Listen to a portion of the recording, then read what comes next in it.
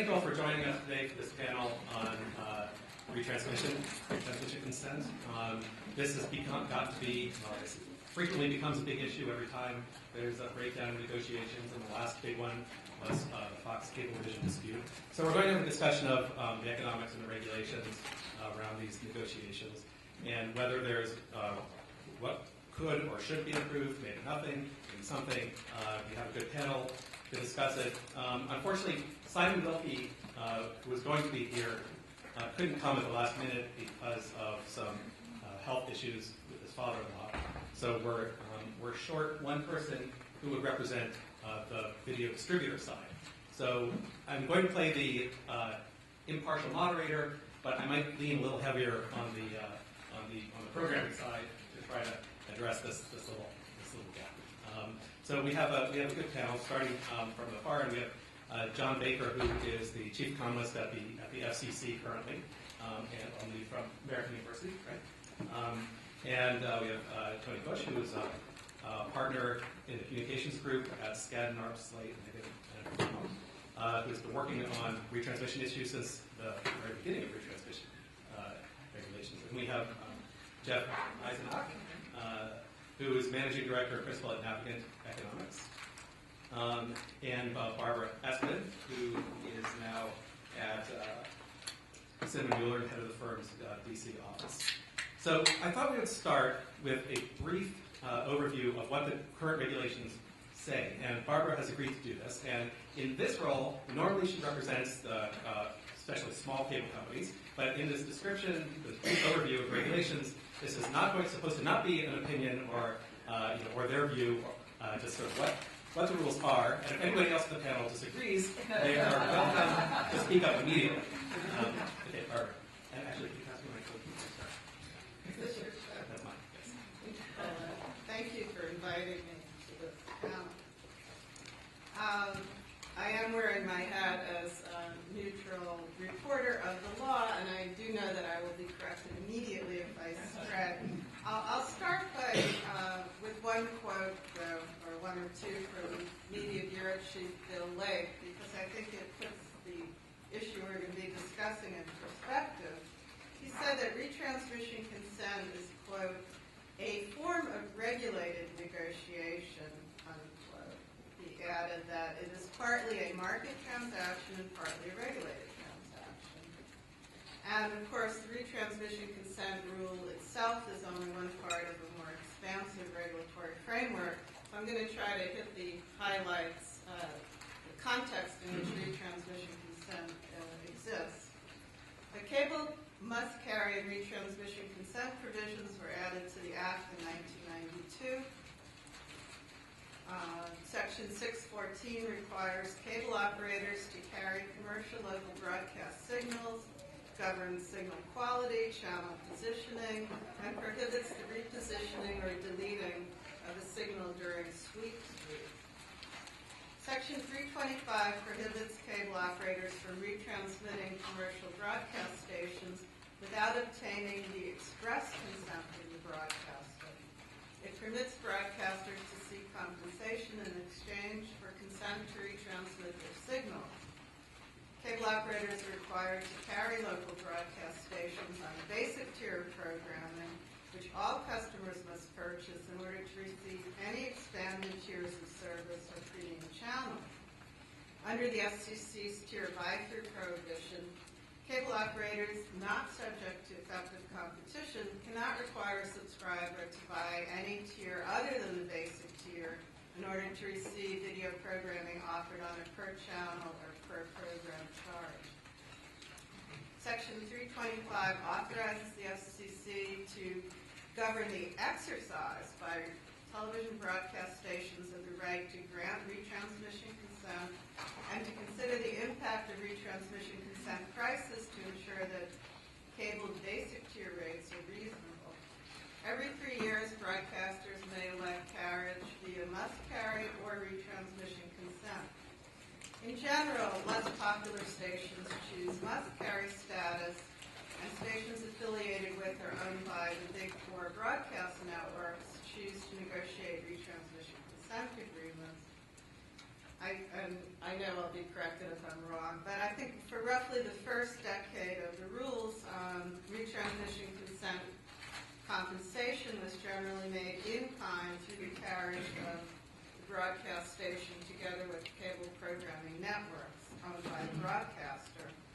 In the past 8 years or so, broadcast stations have increasingly sought additional compensation for the network signals, and retransmission consent disputes have grown increasingly combative. In 1999, Congress added must-carry retransmission consent obligations for DBS providers and has extended these requirements several times. The 1999 legislation extending the rights to DBS providers also obligated broadcasters to negotiate retransmission consent with MVPDs in good faith, together with a prohibition on exclusive deals. As amended, Section 325 specifically provides not a failure to negotiate in good faith if a TV broadcast station proposes or enters into an agreement with different MVPDs containing different terms and conditions, including prices, if such differences are based on competitive marketplace considerations. The FCC has adopted various good faith negotiation rules. The obligation now is bilateral. It applies to both broadcasters and MVPDs. Rules are loosely based on labor law standards and contain both objective and subjective criteria. For example, it's not inconsistent with the good faith obligation for a broadcaster to differentiate in terms and pricing. Behavior that absolutely violates the standard includes an absolute refusal to negotiate or offer more than one unilateral proposal. There's been relatively little case law development at the FCC applying these standards, although several cases have been filed. In the past decade, the FCC has found a violation of the good faith obligation only once. In general, I think it's fair to say the rules have failed to constrain negotiating breakdowns such as the Blockbuster 2010 Fox Cablevision dispute or the Disney Time Warner dispute earlier in the year. There are two additional areas of the rules that pertain to the exercise of retransmission consent. One are rules allowing broadcasters market exclusivity in the designated market area in which they serve. They're granted protections under FCC network non-duplication and syndicated exclusivity rules to protect their exclusive contractual rights that they've negotiated with the networks or other programming providers or rights holders. The rules work so that at the request of a local broadcaster with exclusive rights to distribute a network or syndicated program, cable operator generally must black out a duplicating program broadcast by a distant station. And the geographic scope of this protection is about 35 miles. There are a few exceptions for distant stations that are considered significantly viewed in an area, and they may be carried without blackout. The FCC has also held that retransmission consent restrictions in contracts between the network and affiliated stations do not violate the obligation of good faith. This permits broadcast networks to contractually limit the ability of cable operators to shop around for a less expensive signal if they believe they're being asked to pay too much for the in-market broadcast signal. And any objections to that? I don't have any objections. I think I just had a couple of additional points that I wanted to make. I think the first point is that, when we talk about the rate regulation aspect of the Cable Act, that the FCC has found that cable operators are subject to effective competition in the overwhelming majority of markets in the United States, and particularly in all the large markets. Literally not a week goes by where the FCC doesn't say, issue a ruling saying such and such cable operator is subject to effective competition and therefore no longer subject to rate regulations. So it's really only in the smallest of markets and in very few instances now where there is any rate regulation authority because the market has become subject to effective competition which means there is a lot of competition in the marketplace. And the second point that I wanted to make is that I was working on the Senate Commerce Committee in 1992. In fact, the whole time that the debate was going on the Cable Act of 92, which included retransmission consent, and it clearly was the intent of Congress to give broadcasters complete control over their signal. They specifically said that they thought the broadcasters should have the same rights as cable programmers. You know, nobody's in here complaining that the Food Network was off Cablevision for 2 weeks because they couldn't reach an agreement, and nobody's running to the FCC saying, you know, that in fact the Cablevision affiliate, MSG, has told the FCC that it would be a violation of their First Amendment rights for the FCC to force them to let a cable operator carry their programming. And I think really what Congress is trying to do is to create a level playing field to say that broadcasting programming is the same as all other programming, and broadcasters have the right to control it. How does must carry fit into that? If a broadcaster chooses must carry, then there's no retransmission consent, and the cable operator gets it for free. Okay, Barbara.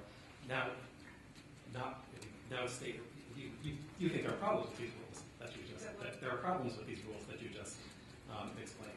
I think the net effect of all of the protections that broadcasters receive under the rules tilts the playing field in their direction when it does come to negotiating retransmission consent.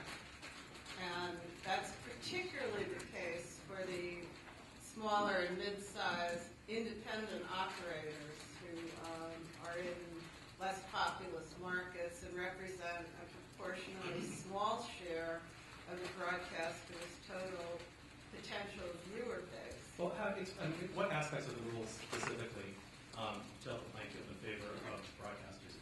I mean, it's not just it's not just that they're bigger than the small cable companies. It's something about the rules themselves that you object to, right?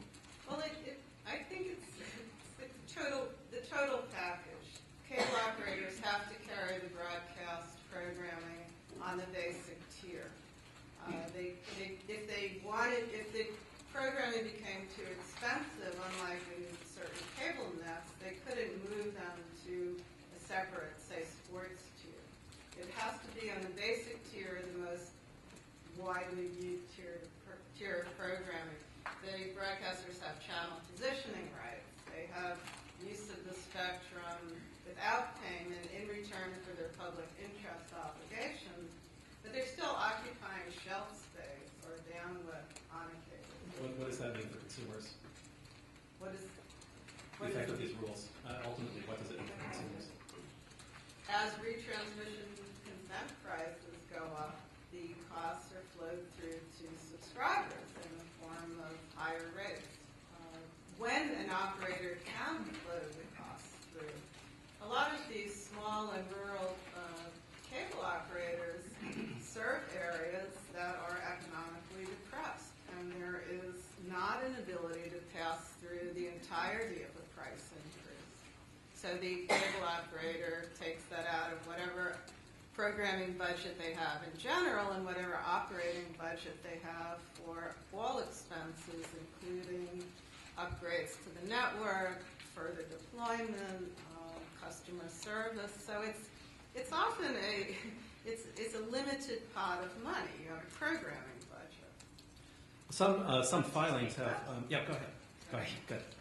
I just wanted to go back to a really key point here, which is that the real problem I think that the smaller cable operators are facing is the fact that we now have a competitive marketplace. And that is the challenge. It was one thing when they were the only provider in town, but now the reality is that even in the smallest of markets, you still have DirecTV and EchoStar. You have, in the mid-sized markets, you often have a telephone company providing cable service. You might have even another provider like an RCN. In big markets, you could have 4 or 5 providers. And I think that, unfortunately, if you're a national provider like DirecTV or EchoStar, you've got, you have more subscribers, and it gives you a competitive advantage over the smaller operators in the marketplace. The Cable Act was not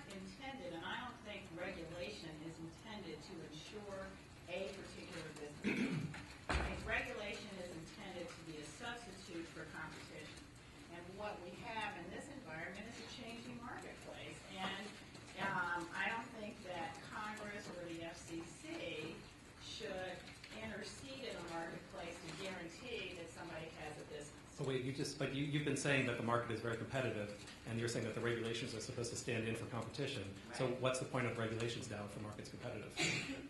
Well, I am saying that I think that there isn't a need for additional regulation or action by the FCC in this environment because you have a much more competitive market than when the Cable Act was introduced in 1992.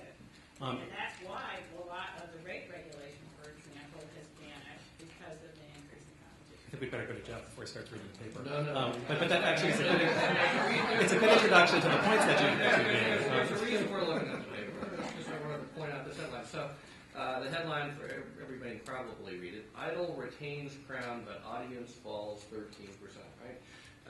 So the point of that is simple, and that is that there's competition breaking out all over the place. And there is competition. There has been increased competition on the downstream side of this market. And I'll come back and kind of describe the economic problem here. And when I say problem, I don't think that there is a problem in the sense of the market producing inefficient solutions at this point. So I think what the current regulations, as best I can tell, are resulting in efficient outcomes. And to the extent it's not that there is never any market power in these markets, or there's no legitimate theory about market power in these markets. The complaint issued by the Justice Department and the order issued by the FCC and Comcast NBC, you can agree or disagree with the theory, but I tried with one person on the panel, I'm confident with it. You can agree or disagree with it, but you can't disagree that there's a theory. Plausible theory that has to do with exclusion of competitors or raising rivals. Right? So there's a theory that makes sense in some of these vertical cases. That theory doesn't apply here. What we have here is we have bilateral negotiations between a downstream distributor and an upstream producer. Both of those players in this bilateral negotiation have some market power, not monopoly power, but market power. They're both providing differentiated products. They're both a cable company. It's not the same as a telephone company. It's not the same as a satellite company. In that sense, in the sense that products are differentiated, both players have some quote-unquote market power.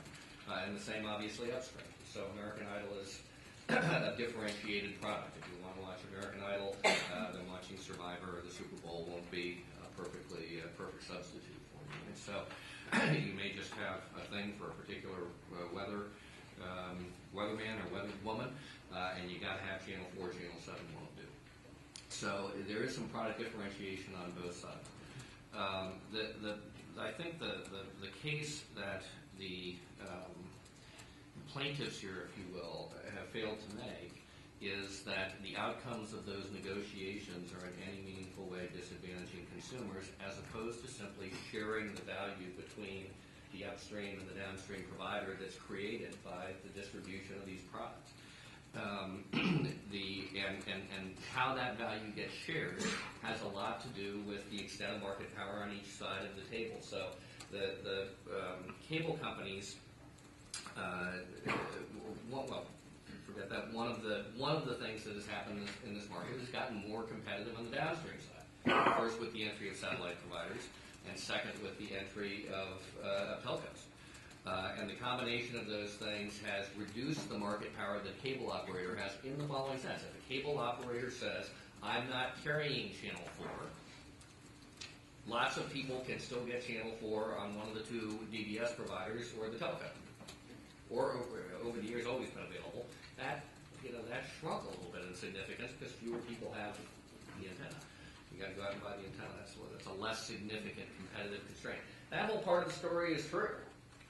All right, and the complaint, if you will, is that as a result of the fact that the downstream market is more competitive, the cable company has less market power, they're having to pay more.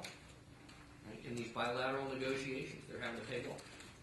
The other side of it, which is less frequently discussed, and the point of my referencing American Idol, is at the same time, there is a lot more competition on the upstream side. Okay? The most watched programs in the United States are a lot less watched than they were 5 years, 10 years, or 20 years ago.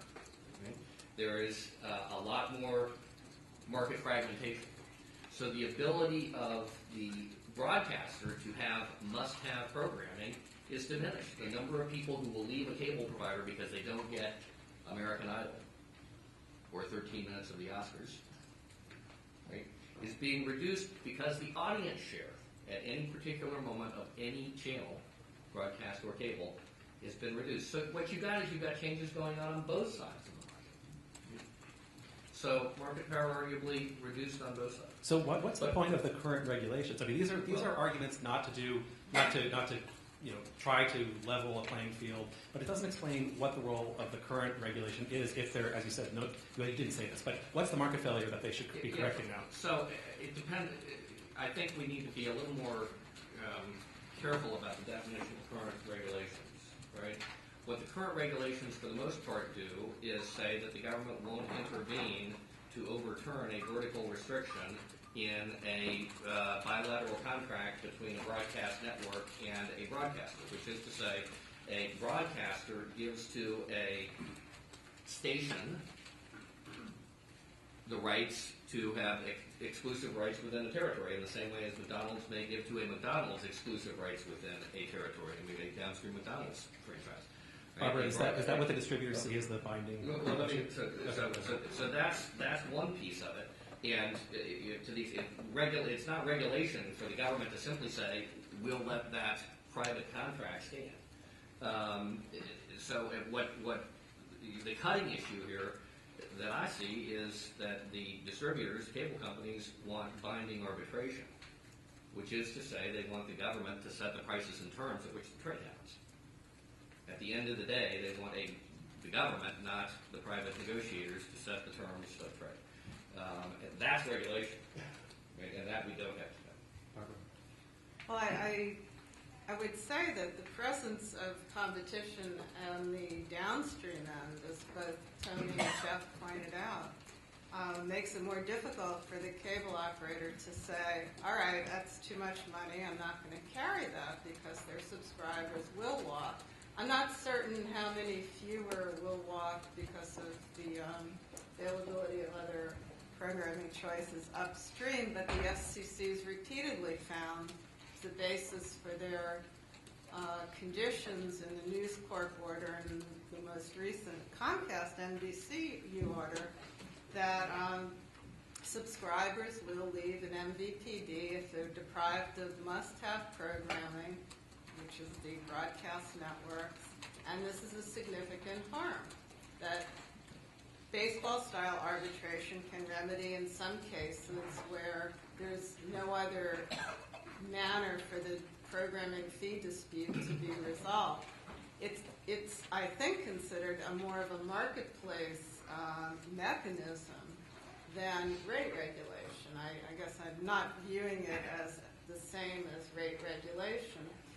Two parties who presumably know the market put in offers, and a third party chooses which one of the two comes closest to fair market value based on evidence presented. It does not look quite like rate regulation. Well, I guess the only point I would make is the Cable Act does not give the FCC the authority to impose arbitration, and the Cable Act does not give the FCC the authority to require that a broadcaster let a cable operator carry its program. The only thing the Cable Act gives the FCC the authority to do is to say whether or not there's been a good faith negotiation. But the Cable Act is very clear that the broadcaster has the express right to determine whether or not a program is going to be carried. You know, the voluntary agreements in the Comcast decision, you know, have no bearing on the Cable Act. That's something Comcast decided to do, and has nothing to do with the law. And I think that that's an important distinction. And I also think, I think that really the goal here was to make sure that broadcasters have the same rights that cable programmers have when they go into negotiation. Cable programmers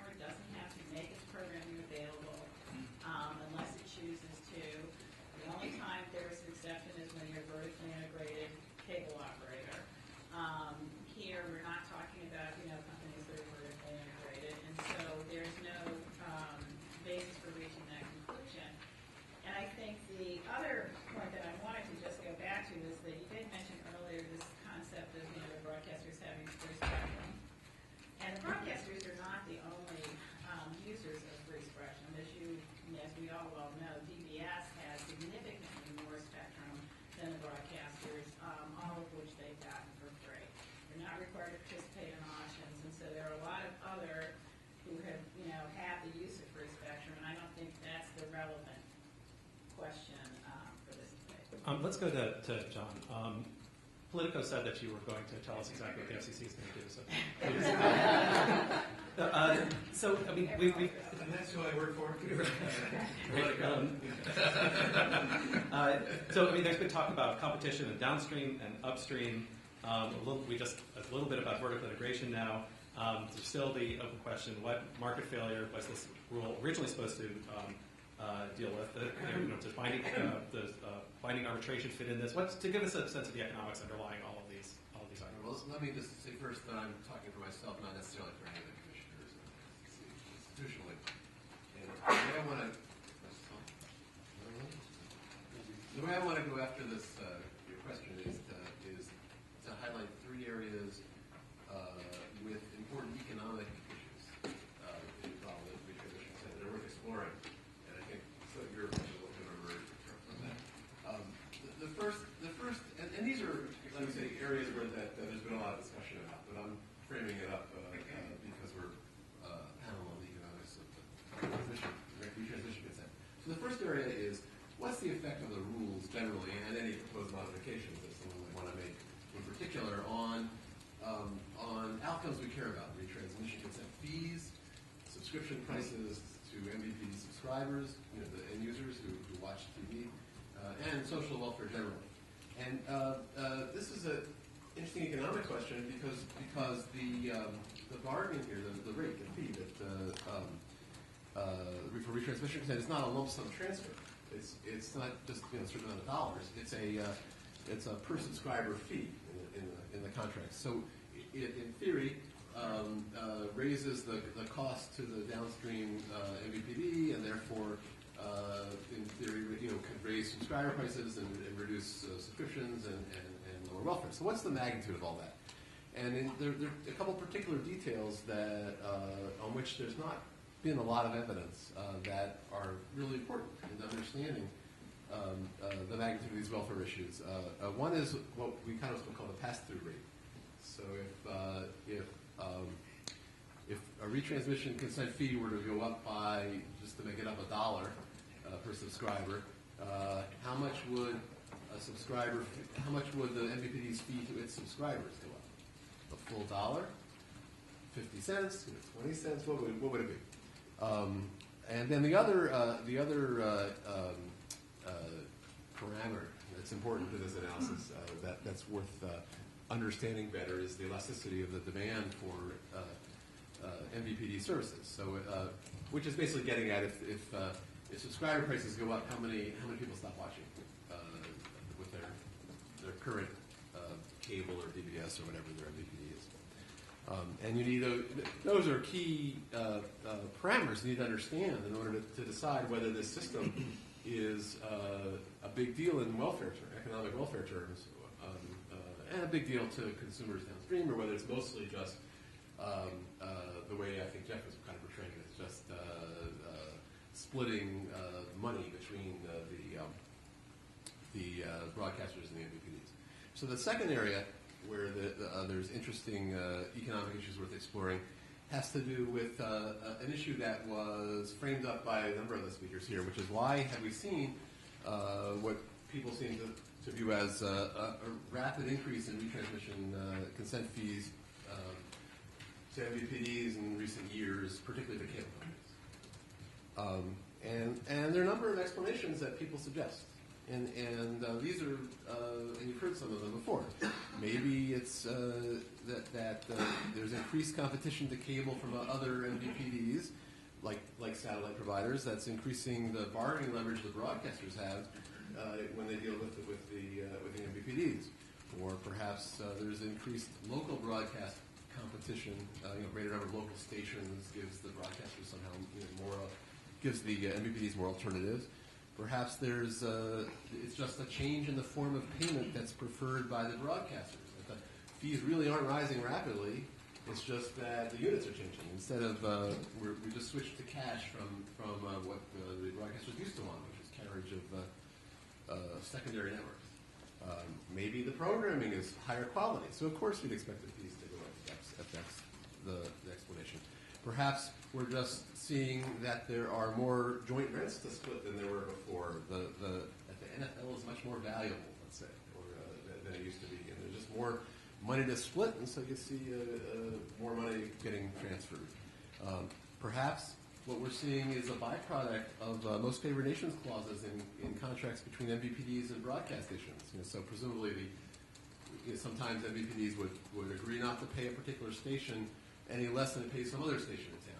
If we had agreements like that, how would they influence these bargains? So I don't mean these to be an exclusive set of possible explanations, and I don't mean to say that they're equally important. I'm just trying to suggest there's a really interesting economic question here that's worth understanding and has been debated to some extent already. That's raised by the retransmission consent regime. And the third area that I wanted to highlight is what are the welfare losses from temporary channel blackouts? That's something that gets a lot of attention when it occurs, when a broadcaster or MVPD can't make a deal,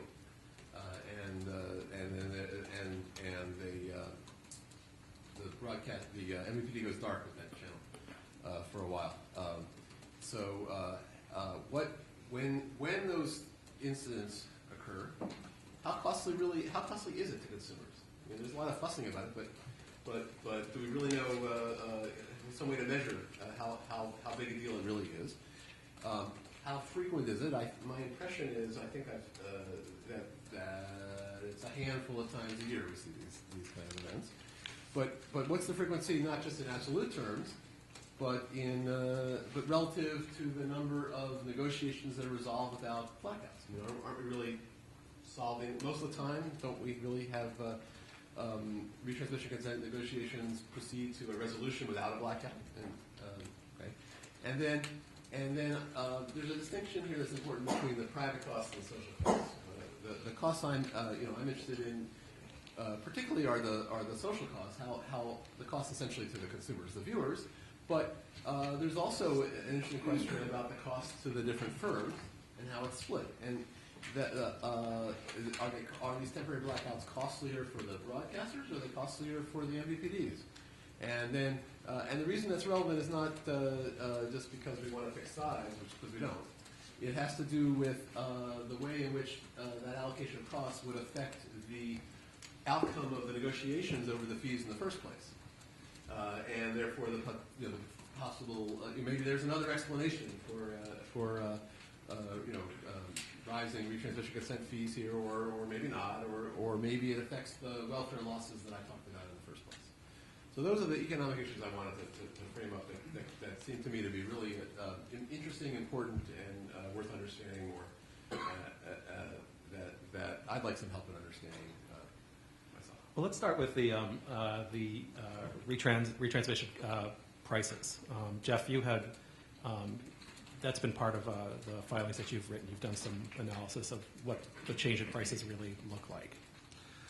So, for the first decade of retransmission consent, 1992 to 2002, the broadcasters sought monetary compensation. The cable operators did not agree to monetary compensation. So during that period, compensation typically took the form of some sort of in-kind compensation, and often that meant the carriage of a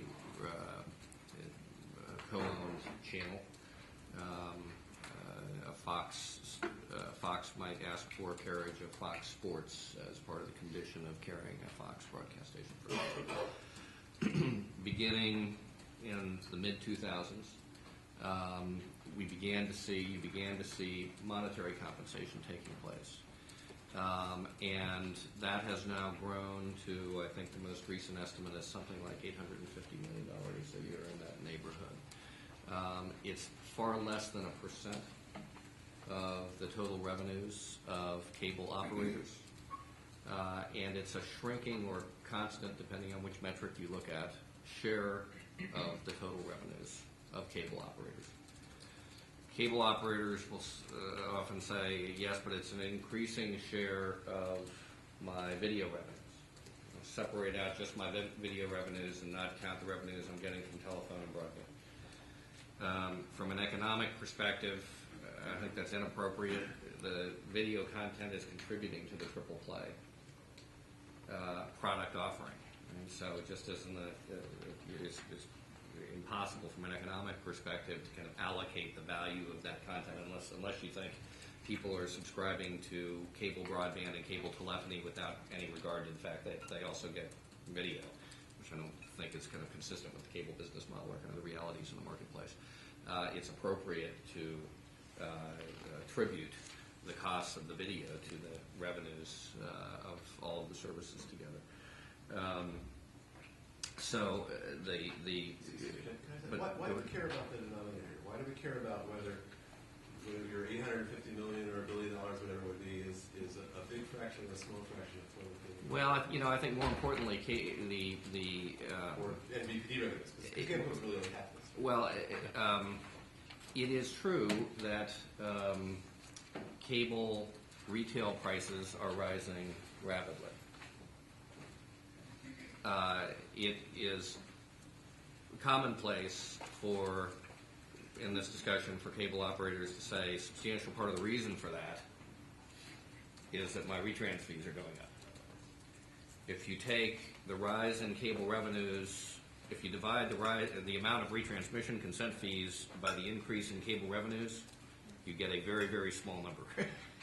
So I think to the extent that it's not an argument that I would raise, but to the extent that the argument is that retransmission consent is responsible for rising cable rates, the percentage matters.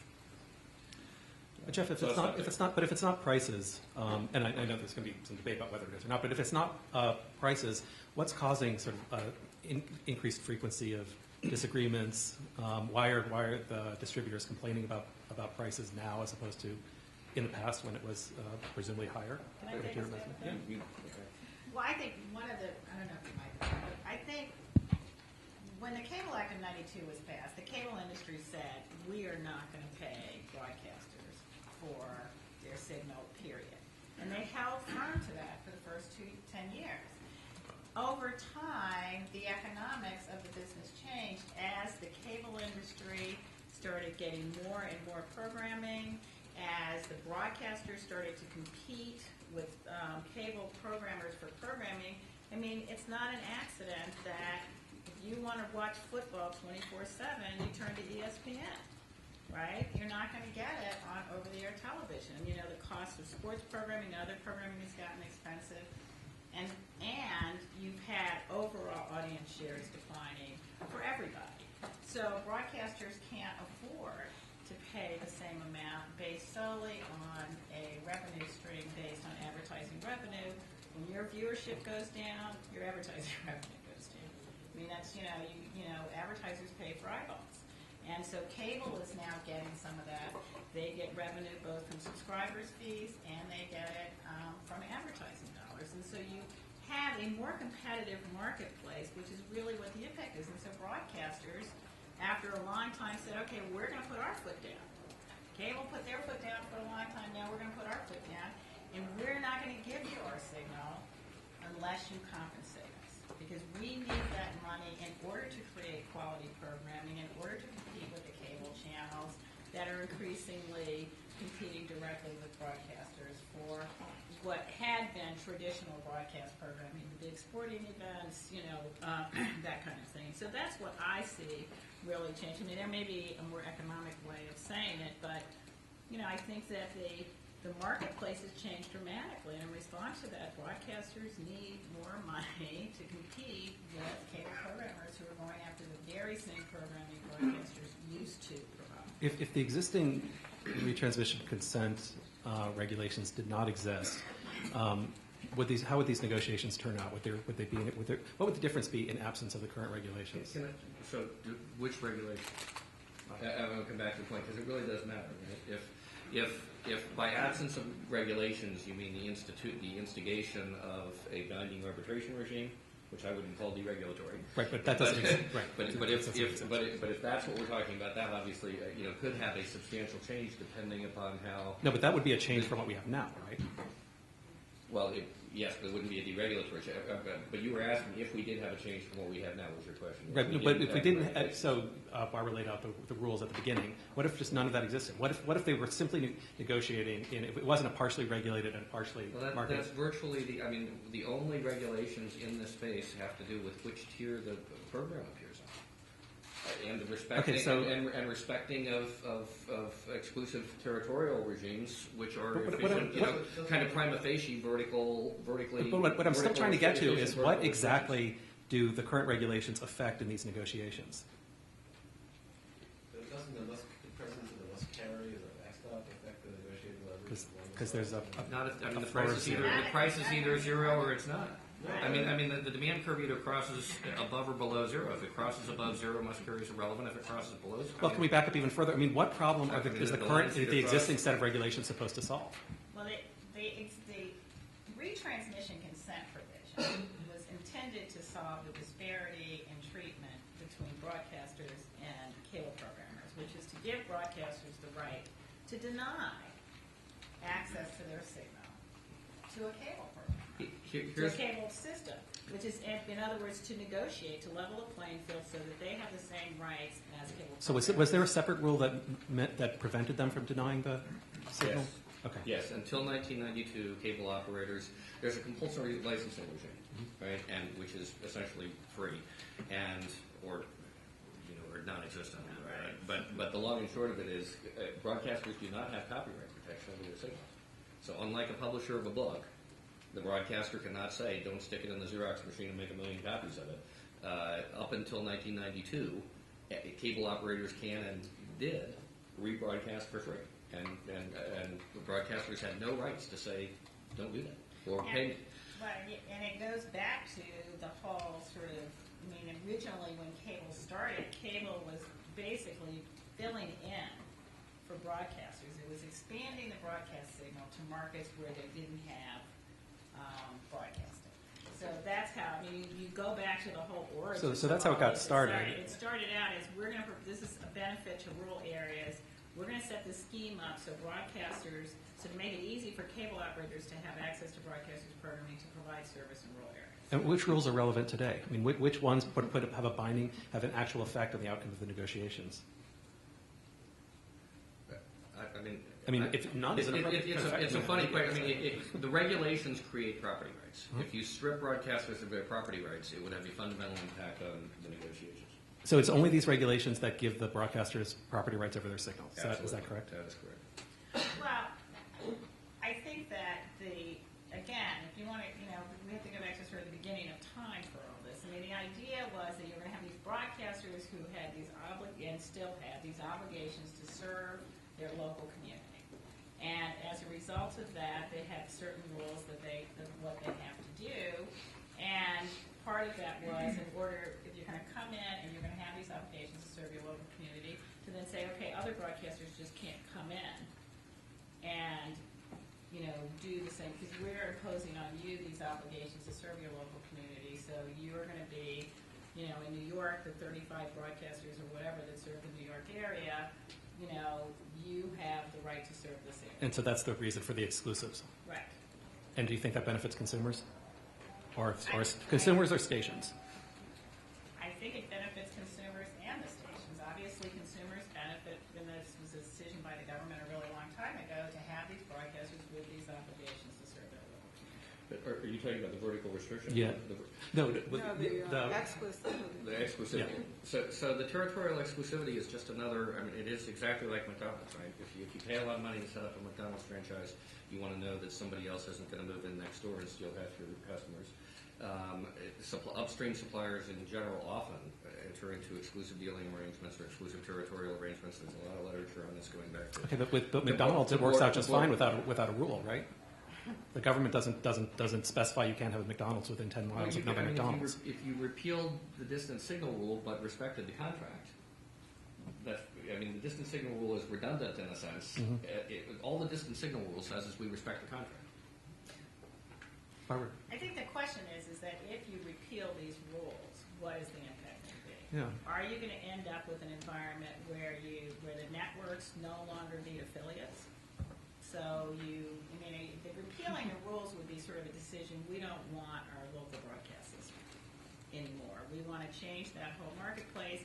And that's always been a tension and a lot of concern out there as to at what point does it become uneconomical for the networks to deal with the affiliates. And the FCC can have a significant impact on that. If they change the negotiations, if they try to impose rules that make it very onerous on the broadcasters, then at some point, the big television networks are going to say, look, we're just going to have our own channels and we'll sell them directly to cable operators and we're not going to go through the affiliate system. Barbara. Well, I think at the very least, this discussion, which I find extremely interesting, demonstrates that it might be time to just re-examine the whole framework. Not necessarily decide in advance on a particular change or prejudge the FCC's authority to make any changes, but simply examine the entire structure, starting with the economic analysis that Jonathan suggested. And then we can find out, well, where exactly are the problems? This is a 2 decades old regime that was started at a time when cable was basically a monopoly provider. Everyone has admitted that is no longer the case. It defies reason that nothing should be changed about this framework. And I do want to comment just briefly on the jurisdictional question, but I don't have to do that right now. Why not? Why not? It should be obvious. This is a pervasively regulated area for the FCC, both under Title III and Title VI. I think the FCC's regulatory authority is the broadest under Title III. The licenses are granted and are to be used consistent with the public convenience, interest, and necessity. That is the broadest standard of all in the Act. I think it trumps just and reasonable that guides Title II. The FCC has specific authority to adopt rules to govern the exercise of the right to grant retransmission consent. I agree, it can't force a broadcaster to permanently consent to carriage of a signal if the broadcaster doesn't want to do that. That's inconsistent with the concept of granting your consent. But I don't think the FCC is so lacking in regulatory tools that it can't tinker around the edges, at the very least, of this system and find some regulatory authority. And I will only briefly contrast the indications from FCC officials that the agency has no ability to order arbitration or temporary carriage with its most recent open internet order. That is an area where there is no title of the Act giving the FCC any regulatory authority over internet service providers. In fact, Section 230 says exactly the opposite, that it was congressional intent that the internet remain unfettered by state or federal regulation. And yet the FCC has determined that it has direct authority under 4 different titles of the Act to regulate the provision of a service that is not directly regulated, that is not directly authorized to regulate by Congress. All I think would be appropriate is to use the same imaginative approach to your possible jurisdiction over retransmission consent as is used in other areas. And I reserve my authority and ability to object to the exercise of jurisdiction over the internet. Should anyone ask me Actually, that first, Jeff, you were shaking your head first, and then Tony.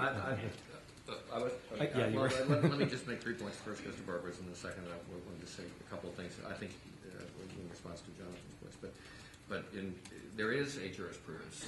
It's limited, but there is a jurisprudence on what the FCC considers to be good faith negotiations. And to quote from an order Barbara may have written in 2007, involving wasn't I with you? No, this is before then. Sinclair and Mediacom reached an impasse, and the Media Bureau concluded this dispute at bottom arises from a fundamental disagreement between the parties over the appropriate valuation of Sinclair's signals. Such disagreements, without more, are not indicative of a lack of good faith. Even with good faith, impasse is possible. So the fact that two parties can't agree on doing a deal is not evidence that they didn't try hard or that they just didn't agree on a price and they didn't do the deal. That's point number one. Point number two, response to something Jonathan said, and Jonathan, this will all get updated, but as of, and actually I've updated it since the number didn't change through, I think, the middle of 2010, but in 2006 to 2008,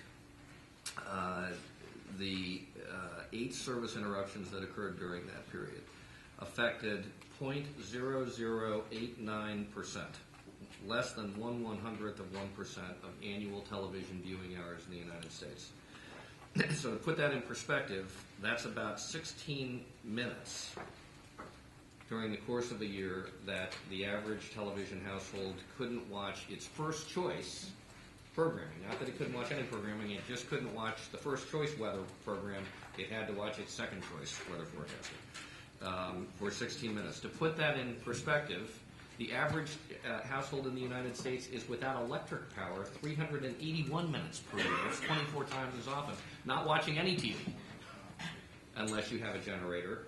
And as without cable service, if cable operators meet their aspirational objective of being up 99.97% of the time, you're without cable service 158 minutes per year. So the answer to the question is these things are extremely rare. Possibly, but I mean, the complaints aren't about I can't watch my weather person. They're about I can't watch the Super Bowl or the Academy Award. Yeah, but they're never. It is in the scheme of things. Why The is frequency is Super Bowl small and the revenue is small. I appreciate that. The frequency is small, and John, But it certainly affects the negotiations, who it costs the more. research agenda That's- that you laid out, I think, is absolutely appropriate. But the last thing I wanted to say here is the only thing I hope you'll also look at, the questions that you raised in your first point all went to the downstream market, right? There's also an elasticity of supply. And the Commission's looking at that elasticity of supply in its future media proceeding, for example, where the question of do we need to have government subsidies to local media in order to preserve any meaningful amount of local content in many communities is, openly on the table at the Commission. And so at a time when the Commission is actively considering government subsidies to media outlets in order to preserve local content, I would hope that as you're looking at the impact of retransmission consent, you would also be looking upstream at the impact of retransmission consent on the supply of local content, which I think is also obviously in play.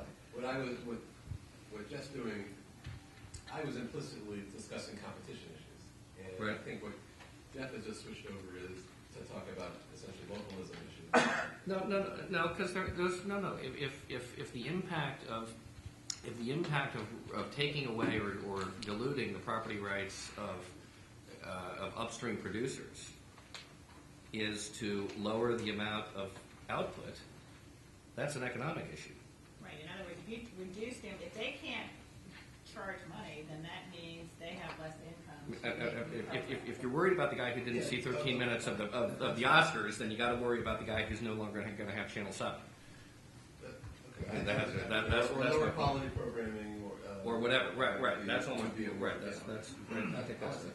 I just wanted to respond to Barbara's legal point, which is that I think that, and I'm not going to comment on whether the net neutrality rules are going to survive the legal challenge or not, but the key difference, I think, is here you have express language by Congress saying that broadcasters control whether or not their signal was carried by a cable operator, and also saying the only thing the FCC can look at is whether or not there was good faith negotiation.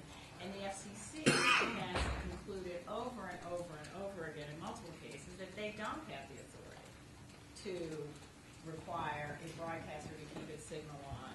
All they can do is, even if they conclude that there tell them to go back and do it again, or fine them, or do something else, but they don't have that authority. And I think that is the difference here, is that we don't have to go hunting through the act for broad bases of authority. You've got express language from Congress on this, and that usually is the deciding factor. So that's one. That sounds like a defense for one particular rule, right? That basically to make sure that the broadcasters have property rights over their signal. What about what's the explanation for the other rules, the exclusivity, territorial exclusivity, for example? We did discuss that. Well, yeah, we discussed that, I think. But the other point that I wanted to make is the broadcasters have proposed a solution, which is, when, consumers don't have to be deprived of access to, the Oscars or the Super Bowl, they can switch providers. And one of the things that the broadcasters have proposed is that the FCC require that there be sufficient notice to consumers so that they can switch providers. Because as we've discussed and as Barbara said, we're not dealing in a monopoly environment where you only have one choice. You could switch to DirecTV if you have Comcast. You could switch to EchoStar. You could, in DC, you could switch to RCN in some communities. You could switch to AT&T or Verizon, depending on where you are. You could change your provider. Can I ask you for this? Yeah. The proposal is that, so there's a dispute between, let's say, a cable company and a broadcaster, and the proposal would be that consumers have to be notified in advance? Is that, Right. If there's a dispute. A month before the actual end of the expiration of the contract, of every contract, most of which don't get, Jeff says, most of them don't ever lead to temporary blackouts. So every one of these contracts, you're going to have an announcement. In 1 month, we're renegotiating our contract for retransmission in such and such station in your town. Most of the time, it won't matter, but are you going to worry consumers a month in advance? But I guess the question is that if it is of such concern that you feel you need to intervene in the negotiations because it's so important that consumers have access to the Oscars, right? I think you have to weigh it as to whether or not it's something you could say. You could have a rule say you can't drop a broadcaster without giving 30 days notice, in which case it wouldn't mandate that every operator, that in every dispute there be 30 days notice, but only in those where, it's looking bad, then all of a sudden, okay, this is what's going to happen. So would it apply also to the programmer? So Fox would have had to give Cablevision 30 days notice? If you give a choice, it happens now where broadcasters say, we're in a fight, you could lose our signal. So as I understand, Jeff and Tony are saying slightly different things. Jeff is sort of saying, this isn't enough to worry about. And Tony's saying, well, if it were enough to worry about, here's a solution. I'm saying here's a solution that you have authority to implement. Okay. That's what I'm saying. I don't think it is a problem that requires intervention by the FCC. But some broadcasters have said, look, if you think this is a really big problem, you have a competitive market, let people switch. The reason there's so few impasses and that they are short-lived is that the losses to both parties, and the FCC had a wonderful phrase for this. I think, was it mutually assured destruction? Or what was the phrase? And I want to say it was in the DirecTV, used DirecTV or one of the subsequent We didn't ones use that phrase. But balance of terror. Balance of terror. That was the phrase was balance of terror. And the point We're way ahead of their time. You have a perishable product, right? So for the broadcaster, anybody who doesn't watch, anytime 1 minute or an hour of programming is not available to ex-consumers, they lose advertising revenues, starting immediately. And anytime cable operators aren't able to show that programming, and the programming is free, the marginal cost of an additional subscriber is zero, right? So we're dealing with a product that has zero marginal cost. 100% of the revenues to both parties go to the bottom line. And so for either party to say, if you were making a 1% margin, if you're talking about the market for steel or something, where all of the costs go into, where the marginal cost of the product is about the price of the product, you'd be talking about a different situation. The marginal cost of the product is zero. 100% of the revenues are profits. But the perishable nature of it isn't quite correct, though, right? But the perishable nature of it differs by programming. The Super Bowl is extremely perishable. CBS still makes $25 million a year from I Love Lucy. So, Well, yeah, but I'm not sure that. We never If have they're an not- impasse, we never have an impasse over I Love Lucy. no, right, no, that's true, but not all current shows are commercial. But isn't I it, mean, theoretically, But- some people watch the Super Bowl over and over again. Yeah, But if- those people are too crazy to deal with. and the balance of terror is the theoretical balance. You have one cable operator and you have one broadcast station, and yeah, those two people do need one another, and each is terrified of losing the other. You introduce another MVPD, and if the operator in the dispute loses access to the programming and those subscribers choose another MVPD, doesn't the broadcaster make its retransmission consent payment from the other MVPD? So the losses don't seem quite equal on the two sides. You have a loss of advertising revenues if you lose that viewer on the one hand, Right. but if they move to another MVPD, pick up another fee on the other hand, and whatever advertising goes with that. So then you look at the operator who's lost access to the programming, they're losing subscription revenue, which is a longer lasting impact, and the subscriber may never come back. But also in the new DirecTV order, the FCC found that effectively forcing somebody to leave their MVPD of choice, not everyone hates their cable operator or telephone provider. They may want to stay there, but they want the Super Bowl. Forcing them, in effect, to go to another provider is a consumer harm that the FCC has recognized. Does online video potentially play a role here? I mean, if Fox disappeared from Cablevision, you can watch the show the next day on Hulu. And that might benefit the distributors. Unless the Although, of course, the programmer distributors are blocks also it, right? afraid of, right, exactly. Is it just too early to know whether that has any impact in what way? If Jonathan's writing that down, it'll be a question. I think it's another element in a changing marketplace. Yeah. John, I think it's too early to Okay. know at this point. But I do think it highlights a really important point, which is we are in a changing marketplace, and that's part of the reason that we're dealing with this is that we have the internet, we have competition, and so there's a lot of jockeying around, as everybody figures out, what the new marketplace is in this competitive environment. Again, I think it's, an area where the government ought to leave alone and let it see what happens. John, I want to ask a question. This might not be a fair question, but you raised you raised these three issues, these three sets of issues that we need to know more about because the literature is fairly thin on them. How can the FCC now make a decision if we don't know these fundamental issues? How can it sort of address this? I mean, shouldn't it start by beginning to understand these? Should it start a research project, agenda? Well, Should they hire a chief economist who's interested in these sorts of things? would that be Jeff or you? No reason to stop at one. Okay, so, be great. Well, I guess I should ask the cable companies and the broadcasters, would you like to be subpoenaed to collect all the information? My Everybody client must be says yes.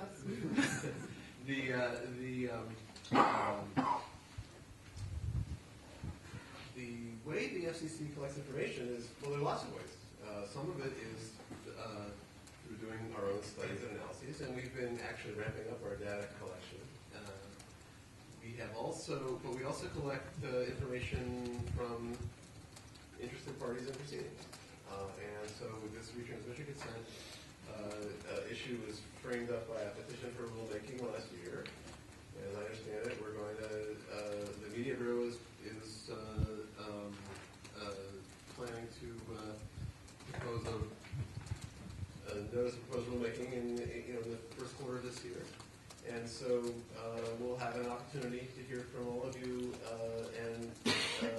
who have information and can analyze these things too.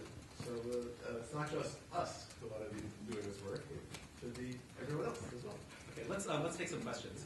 There. Sorry. Yeah. Hi, question both for the economists and lawyers.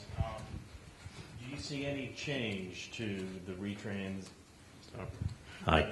Do you see any change to the retrans market economically, or perhaps business inclinations with the largest cable operator now being affiliated with a large broadcast network, or not?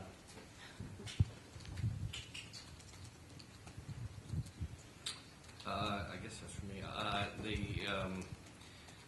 Well, look, the market is changing and has changed very dramatically, and the market for broadcasting is clearly,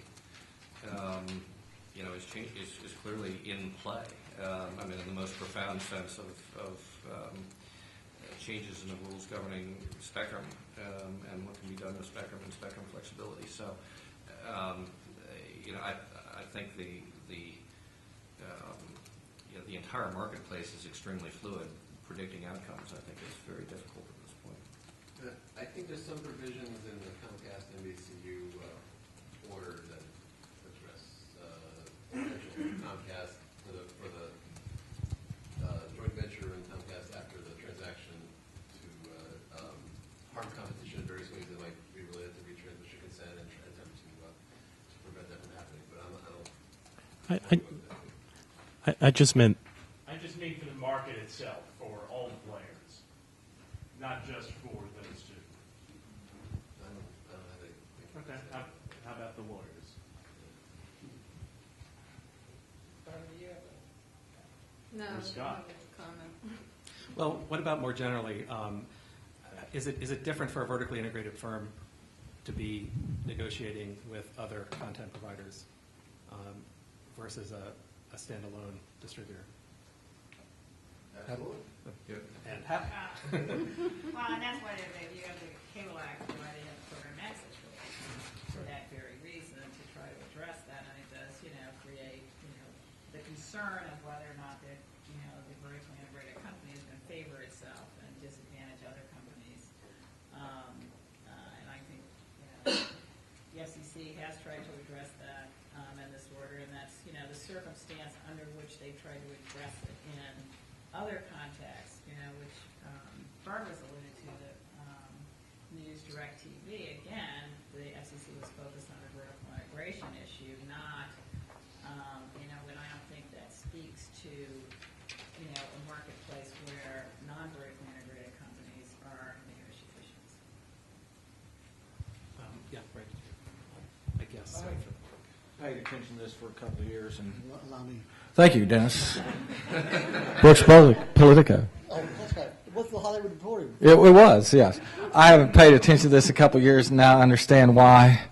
But now I have to again. But I'm kind of curious of this idea that we can just switch if, there's a contract dispute in the Super Bowl, or for me, the Oscars is going to go off. Most of us are in the bundle. And I can't remember because my wife isn't as numbers impaired as I am, so she handles all that. But I also think that we have a contract that we can't just stop. That we have 90 days or something like that. It's kind of like your cable phone contract. You can't just say, because we aren't going to get the Super Bowl, no. If you say no, then all of a sudden I don't get the internet. So it seems like the FCC would have some role in protecting me, because that's who I care about, so that I can see the Oscars. Well, I think it's something that the FCC should look at. As to, they're looking at it in the context, and they've looked at it in the context of the telephone companies. I think they should look at that. The point I'm making is that we have a competitive marketplace. Over the, broadcast signals are available free over the air, of course, now with this transition to digital. But, we've got those antennas that you can buy, and they look pretty good at CES now. So there are options that consumers have. Obviously, the cable operators may not make it easy for you to switch, but maybe that if you've got a 90-day notice, then they have to give notice further in advance. I don't think early termination fees and term contracts are a standard practice in the cable industry. I think that's more prevalent for the DBS providers because the dishes were involved as part of the deal, and they want to amortize their investment. But I don't think we would have any problem canceling our cable operator if they lost access to programming we particularly value. I think danger here is sort of, there are two things I can say about this. One is there is some danger of talking about the hypothetical, right? So the worst case scenario that anybody can name is some people in New York miss 13 minutes of the Oscars, right? And I think you kind of have to put that in perspective of the world's problems, would be my second point. Before, no one died. Before we kind of blow up, because the alternative is to have binding arbitration is a pretty intrusive alternative, before you kind of blow up a system that seems to be achieving efficient outcomes virtually all the time, you have to think, what are the benefits and costs, and that there's just not a lot of market failure going on here that's readily visible. If that was happening every day, you'd have a different circumstance. Yeah, the second half of our panel is on the role of antibiotic resistance bacteria. There we go. Well, did I change my comments? We've had, I can't call it a natural experiment. I guess you might say it was an unnatural experiment under the News Corp DirecTV license transfer conditions, and that was that in the event of a dispute between Fox and an MVPD, the dispute could be brought to binding commercial arbitration with the right of de novo review to the FCC because it's not able to delegate its regulatory authority to third parties without retaining the right to review. And I'm not aware that this significantly worked to the detriment of Fox. I would, as counsel of Fox, it's a nightmare. Right. I think that, those arbitration they never end. The FCC doesn't like to deal with this kind of stuff. It is a nightmare. Well, 3 years nightmare. So I don't see that as like a simple solution. And so, it's great for me personally as their lawyer, but it is not good for companies and it's not good for businesses. Doesn't result in quick resolution of a business dispute. Well, I think the FCC has attempted in its most recent iteration of an arbitration remedy to have the process be more streamlined so that it does not take forever. And it's a burden for both sides of the equation. But yet we've now had a second major broadcaster agree to at least submit for a number of years to this remedy. I understand it's in the context of license transfer reviews, but nonetheless, you can watch the impact on their financial health. One thing I'd say here is I think it's a difficult product to value. Right? So if you're in the position of a broadcaster and you're thinking about going out and signing a contract, let's say with the local college for exclusive carriage of its basketball games. Right? Let's say the question is, am I willing to sign on the dotted line for a lot of money in order to get what I think will be popular exclusive content, not knowing how that will be valued in an arbitration proceeding? And if I happen to be in Boise, Idaho and sign up for the Boise football team, am I going to receive value from an arbitration process that treats me as if I just signed up for George Mason's football team? Right? Or am I going to get the full value of Boise State? And so I think it is an inherently kind of difficult place for lawyers to negotiate efficient economic outcomes. And much better to let the incentives of the marketplace and risk-taking govern those outcomes. And again, where you have so few instances where there are problems, and they tend to be concentrated in a few companies. It's not as if you have disputes that are rampant across the industry, across all the companies. You tend to have the same cable operators having difficulty in these instances, and I think that that has been a driving force of this.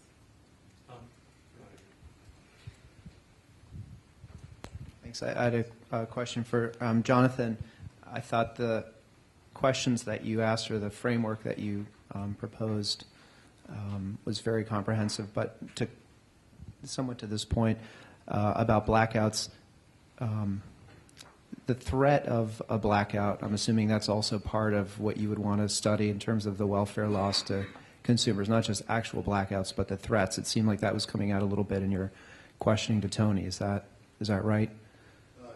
Sure, that would be interesting. And another part of the agenda, when you talked about the social welfare implications here, it seems one thing the panel hasn't discussed but would be interesting as well is the impact of the existence of the rules on other forms of programming, entry by programmers, new programming, the alternative uses of the infrastructure and the delivery mechanism, which right now, at least from the perspective of my company and others similarly situated, is preferentially oriented towards broadcasting. That's potentially a social welfare loss, that it's not being put to its highest and best use because these rules and the existing regulatory framework gives a preference to this type of content.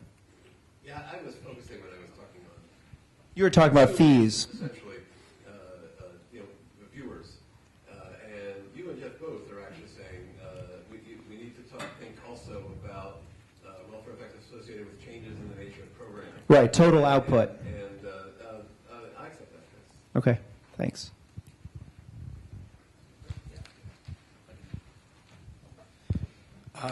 Actually, my question goes to your last one, Scott, and I'm kind of surprised that it took this long to get to it, considering your background studying broadband and things like that. Work with me for another 3 hours. Okay, I'm just trying to get it in. And so, yes, you brought up over the top, and it seemed like the consensus was that we just don't know enough about it yet to say what role it'll play. But I wonder if there's a comment about the one case that I could think of where we've seen it play out in the real world, which was the World Series. And if I understand that, how that came to pass was that Cablevision ended up paying the $10 or whatever the fee was for its subscribers to have access to the streams online directly with the MLB. And so kind of like on 2 points, what does that do to the players, this new addition of the ability to contract directly with rights holders that aren't the broadcasters? And is there any role for the FCC in things like that? And obviously that goes to anyone, especially the economists. Well, I'm not quite sure what you mean to contract with people other than the rights holders, because the broadcasters, control the circumstances under which it's going to be made available online, right? And so then Cablevision was just trying to come up with an alternative, and they didn't want their subscribers to be mad, so they said, okay, we'll pay for you to So get access Fox, to this programming, but Fox controls whether or not its programming is going to be online.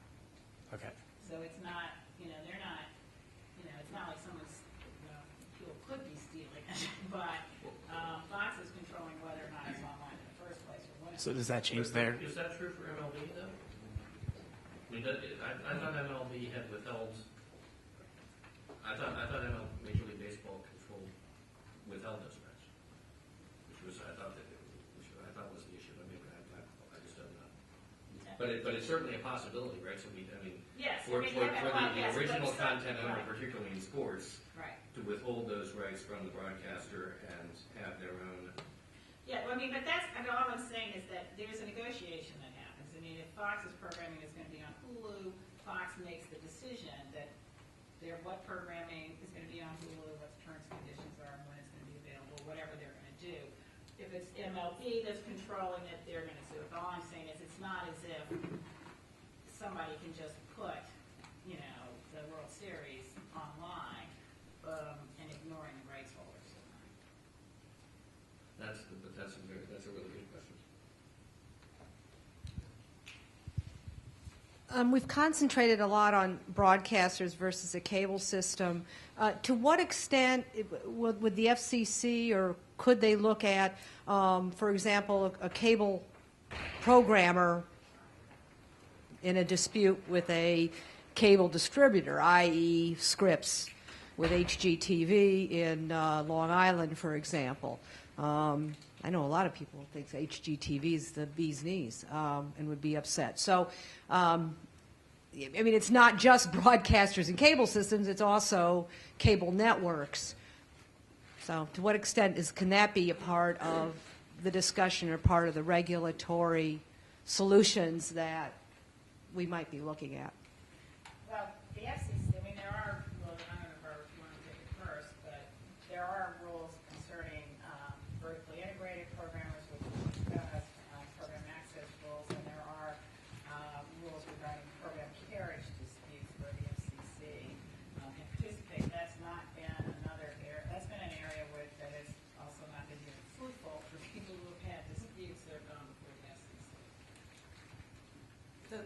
basically there are rules in place for that situation, and as well as additional remedies the FCC imposes from time to time as a result of license transfers. But I can't disagree with what Tony said. FCC enforcement of its rules is not always either rapid or satisfactory to the parties involved, and it would certainly help if those processes could be improved. That could be an area the FCC might care to look at. Aren't the current rules, and I think the statutory underpinning is limited to vertically integrated cable operators, so programmers, And affiliated programs. and affiliated. So if an unaffiliated cable channel, that is Discovery a good example? No. Who's a good example? Ovation. Ovation. If an unaffiliated cable channel simply refuses to be carried on a cable network, there's no rule applied to that. Right. You can't compel it. I'm saying there's equal consumer harm though there. I mean, you talk about I would some say people that. Oscars and other people. But the fundamental difference is that an independent cable channel is not using a public resource in the creation of its content or the distribution. It's seeking distribution over a private network. And there's just the sole difference between the broadcasts. But Barbara gave a fundamental legal answer. Okay. The fundamental economic answer is that presumably there's no thumb on the scales for vertical integration to affect the bargain in order to favor the vertical integration. You worry that the distributor is keeping off a rival in order to favor an affiliated programming company, and you don't have that problem when they're just standalone programming company network and a standalone MVPD. And so those rules that apply to vertically integrated firms don't apply here. And the reason for that is it does come back to the net neutrality point, right? So, in general, there's a sound theory. The facts either fit or they don't. The facts in BitTorrent I don't think fit very well, right? The notion that Comcast was discriminating against BitTorrent because it feared that BitTorrent was going to successfully compete against its ability to sell video programs. I don't think the facts are very powerful in that circumstance. But the notion that a vertically integrated provider might try to raise the cost of a potential alternative competitor is sound, right? And that's why we have against the in Comcast, the conditions in that order are intended to address that. But in the absence of a vertical relationship, there's no economic thesis that kind of leads you to harm. And in general, the duty to deal, right? I'm a big fan of Duke's mayonnaise. It's not carried in giant stores or any place else in Northern Virginia. I can't get it. I have to order it online. It's a hassle, but I don't have a right to go to the Federal Mayonnaise Commission and demand a giant carry of Duke's. Maybe I should. My life would certainly be more convenient if I could, but I don't. Unless you're a must-carry station. Right. Right. Must carry money. Yeah, but then the cable operator gets it for free. But that could be used for other purposes. The cable operator or MVPD didn't have to carry it. That just means there's flaws in it. Yeah, no, I mean, there are things that would be carried at a negative price. I mean, there presumably are broadcast stations that would otherwise be paid to be carried, as some cable systems do, that are in fact getting carried for free, and that's kind of we get into a kind of a public interest argument about whether that's good policy or not, which is fundamentally not an economic argument. But you're right. There's there you've got a binding price control. The price is zero when it would be negative. But the other issue is that the must-carry rules are not the focus of the dispute here. I mean, that's sort of a bigger policy argument about whether the regulatory regime that's in place is something that should stay in place. But the issue here is whether or not the government should intervene in disputes where broadcasters have not elected must-carry and said, we want to negotiate. And you may not reach an agreement, in which case you wouldn't be required in that case to carry the broadcast station. But it is a policy argument about the relationship between broadcasters and distributors, and part of that has been a policy decision to grant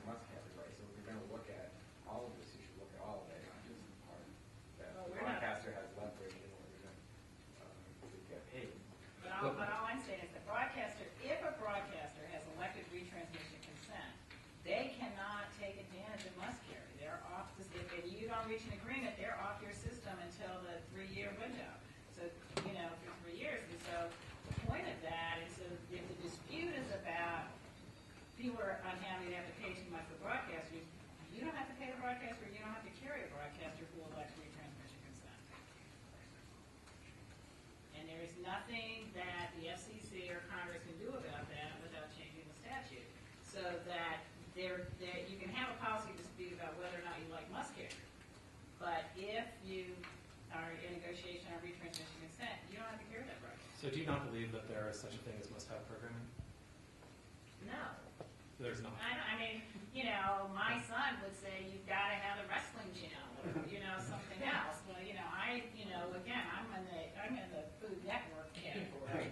So it's like different people have it. I don't believe there's must-have programming. I mean, you can't make me, you can't make a cable operator carry HBO if I like Boardwalk Empire or whatever. I might not get it. Right, and I don't think there is such a thing as must carry.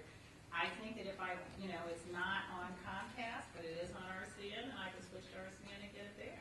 But how about from the point of view of the cable system?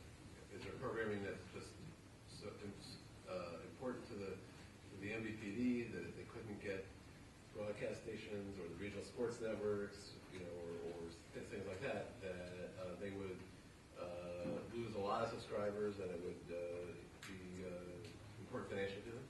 Let's say, I don't want to say this like going out of business, but well, then they're going to reach a deal with them to carry them. I mean, that's the whole point of the free market is that if Duke's mayonnaise is so great, Safeway might start carrying. I fill out the complaint cards every time Every time you walk in, they say, God, that's the mayonnaise guy. In 92, when the Cable Act was passed, the idea that we would have so many cable providers and that we would be sitting here having a discussion about, well, maybe we should make sure all the cable providers have all the same programming, never crossed our minds. That was not what the competition is supposed to be about, is saying we're going to guarantee everybody has a business. And we're going to make sure that they can get the same programming, that they can pay whatever they want for it.